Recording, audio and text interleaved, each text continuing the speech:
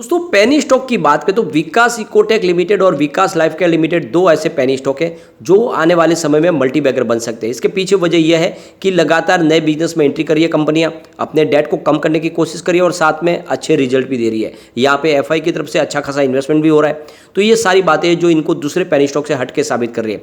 और यहाँ पे हम देख सकते हो कि बहुत बड़ी गिरावट के बाद लगातार यहाँ पे तेजी बननी शुरू भी हो चुकी है। तो क्या इस समय एंट्री करनी चाहिए? क्या स्टॉक वाकई में एक बड़े मल्टी बैगर हो सकते हैं? तो यहाँ पे बहुत सारी बातें जिसको इस वीडियो के माध्यम से डिस्कस करेंगे, कुछ लेटेस्ट अपडेट निकल के आ रही है उनको भी डिस्कस करेंगे। सबसे पहले विकास इकोटेक लिमिटेड की बात करें तो हमने कल 3.45% की प्राइस पे 4.55% की शानदार तेजी देखी है और पिछले 4-5 दिन से स्टॉक में काफ़ी अच्छा पॉजिटिव माहौल बनना शुरू हो गया। वैसे देखें तो पिछले 6 महीने से इसमें काफ़ी गिरावट थी, लेकिन अब आप 5 डेज के हिसाब से यहाँ पे इसने 13.11% की शानदार तेजी वापस दिखा दी है, क्योंकि 28 सितंबर को इसकी प्राइस 3.05 के आसपास थी। तो आप देख सकते हो निचले लेवल से स्टॉक ने फिर से पॉजिटिव माहौल बनाना शुरू कर दिया है। विकास इकोटेक लिमिटेड की बात करें तो कंपनी स्पेशलिटी केमिकल बनाने का काम करिए, साथ में इनका ट्रेडिंग और डिस्ट्रीब्यूशन का बिजनेस है पेट्रोलियम प्रोडक्ट और पेट्रोकेमिकल प्रोडक्ट का। इसके अलावा कंपनी जो स्पेशलिटी केमिकल बनाते हैं उसका बहुत सारे अलग अलग सेक्टर में बहुत ज़बरदस्त डिमांड है, जिसमें आप देख सकते हो प्लास्टिक इंडस्ट्रीज़, रबर इंडस्ट्रीज़ और पेंट्स के लिए ये कंपनी अपने प्रोडक्ट बनाती है। आप देख सकते हो कि लगातार नए बिजनेस में एंट्रियाँ भी कर रही है कंपनी और अपने बिजनेस को तेज़ी से आगे भी बढ़ा रही है। स्पेशली अगर आप देखें तो कंपनी फुटवेयर के लिए भी प्रोडक्ट बनाती है, यानी इनके ये जो कंपनी केमिकल बनाती है उसका फुटवेयर में काफ़ी ज़्यादा इस्तेमाल होता है और बड़ी बड़ी कंपनी जिनके साथ में इंडिया की जो फुटवेयर कंपनी है वो भी इनके प्रोडक्ट लेती है।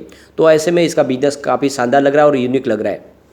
अभी रिसेंटली जो लेटेस्ट न्यूज़ निकल कर आई है तो यहाँ पे विकास इकोटेक लिमिटेड ने अरुपा प्राइवेट लिमिटेड के साथ में एक एमओयू साइन किया, जिसके तहत अब दोनों मिलके बायोप्लास्टिक टेक्नोलॉजी बनाने जा रहे हैं और ये एक नई टेक्नोलॉजी होगी।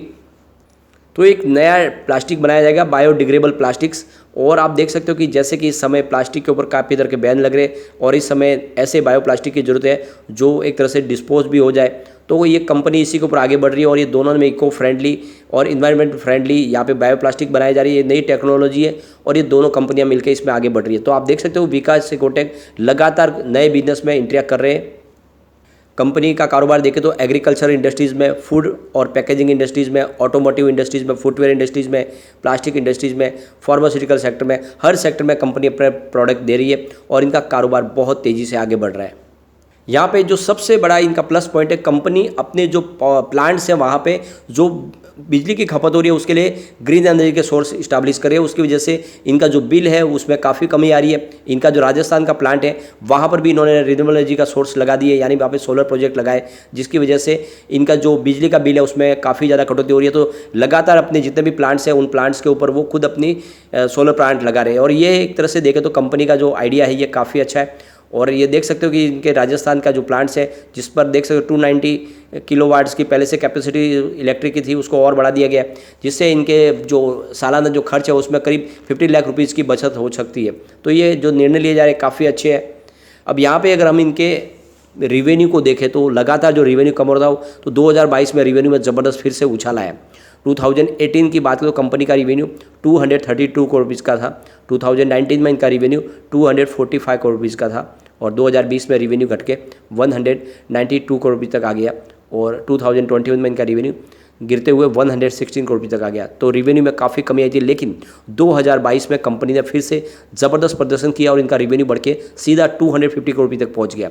तो जो 2018 तक इनका रिवेन्यू था उससे भी शानदार रिवेन्यू इन्होंने 2022 में कमाया। इसका मतलब ये पिछले 5 साल में इसका सबसे शानदार प्रदर्शन है कंपनी का।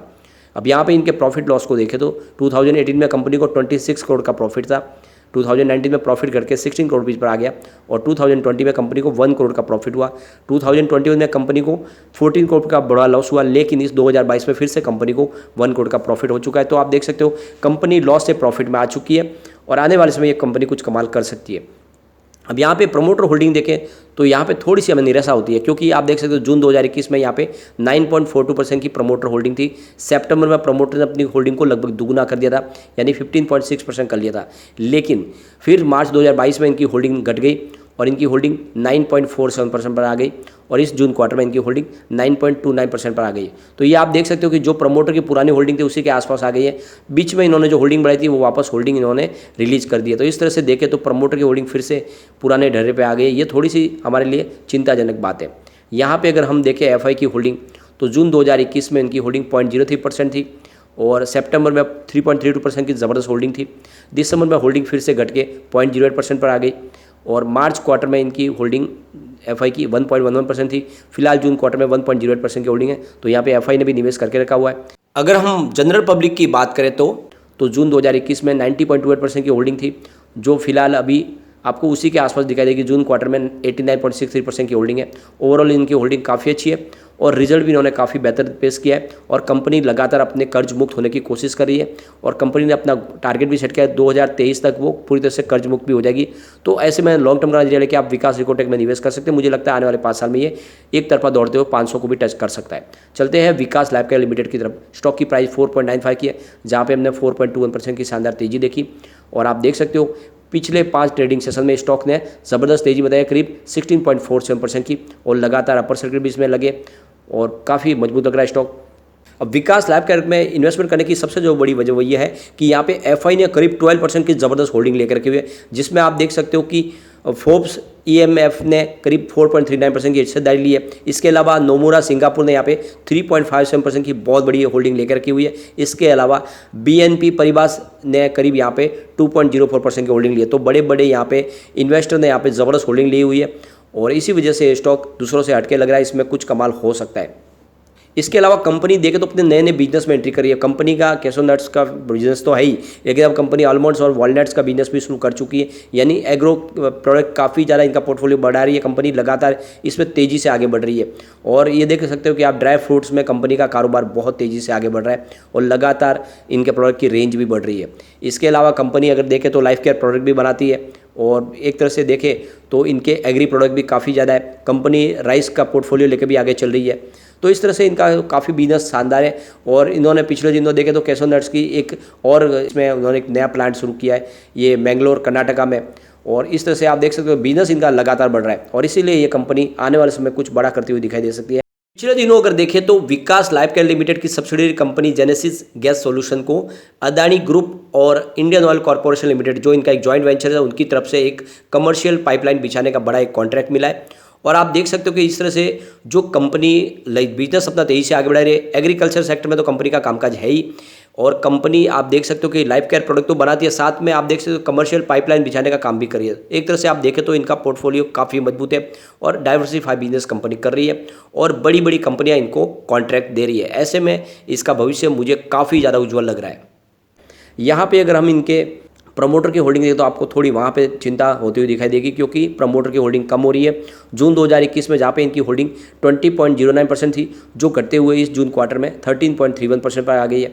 तो प्रमोटर ने अपनी होल्डिंग को कम किया, ये थोड़ी सी हमारे लिए चिंताजनक बात जरूर है। लेकिन यहाँ पे जो एफआई की होल्डिंग है उसने चौंका दिया है। जून 2021 में एफआई की 1.19% की होल्डिंग थी, जो लगातार कम रही, यानी मार्च क्वार्टर तक मात्र 0.03% की होल्डिंग थी। लेकिन जून क्वार्टर में एफआई ने यहाँ पे 12.21% की बम्पर होल्डिंग ले ली है और हमने ऑलरेडी डिस्कस किया है कि बड़े बड़े फंड हाउस ने यहाँ पे बड़ी होल्डिंग ली हुई है और इसीलिए यहाँ पे निवेश का जरिया बनता है। अब डीआई की बात करें तो यहाँ पे जून 2021 में 0.01% की होल्डिंग थी। बीच में 3 क्वार्टर तक डीआई ने कोई होल्डिंग नहीं ली हुई थी, लेकिन जून क्वार्टर में फिर से इस बार 0.02% की होल्डिंग ले ली है। तो डीआई ने भी अच्छी खासी एंट्री कर ली है। अब यहाँ पे जनरल पब्लिक की बात करें तो जून 2021 में 78.70% की होल्डिंग थी, फिलहाल 74.46% की होल्डिंग है। तो यहाँ पे जनरल पब्लिक की होल्डिंग आपको कम होती हुई दिखाई देगी। ओवरऑल आप देखें तो ये बहुत ही शानदार प्रदर्शन है और जिस तरह से कंपनी का पोर्टफोलियो है ये काफ़ी मजबूत है। अलग अलग सेक्टर में कंपनी काम कर रही है, कंपनी प्रॉफिट मेकिंग भी है, इनका जो बिजनेस आइडिया है काफ़ी यूनिक है और इसमें मुझे लगता है कि आने वाले समय डेफिनेटली ये भी स्टॉक बहुत तेज़ी से आगे बढ़ते हुए आपके निवेश को कई गुना बढ़ा सकता है। यानी आने वाले 5 साल में ये भी 500 को टच कर सकता है। यानी छोटे से जो पेनी स्टॉक है ये बड़े मल्टीबैगर बन सकते हैं और लगातार बहुत सारे बड़े बड़े रिसर्च एनालिस्ट है वो भी कह रहे हैं ये दोनों कंपनियां कुछ हटके हैं, इनमें अगर लगातार अपर सर्किट में ये तेज़ी से आगे जा बढ़ने की संभावना भी है। तो ऐसे में आप निवेश कर सकते हैं, लेकिन रिस्की स्टॉक बहुत ज़्यादा है क्योंकि प्रमोटर की होल्डिंग काफ़ी कम है, तो निवेश थोड़ा लिमिटेड ही करें। लेकिन फ्रेंड, कोई भी इन्वेस्टमेंट करने से पहले अपने फाइनेंशियल एडवाइजर से बारे में ले ले या अपना खुद का रिसर्च करें, क्योंकि मैंने वीडियो आपके एजुकेशनल पर्पज़ के लिए ही बनाया। वीडियो पसंद आए तो लाइक से जरूर कीजिए और चैनल को सब्सक्राइब कर दीजिए। Thank you friend.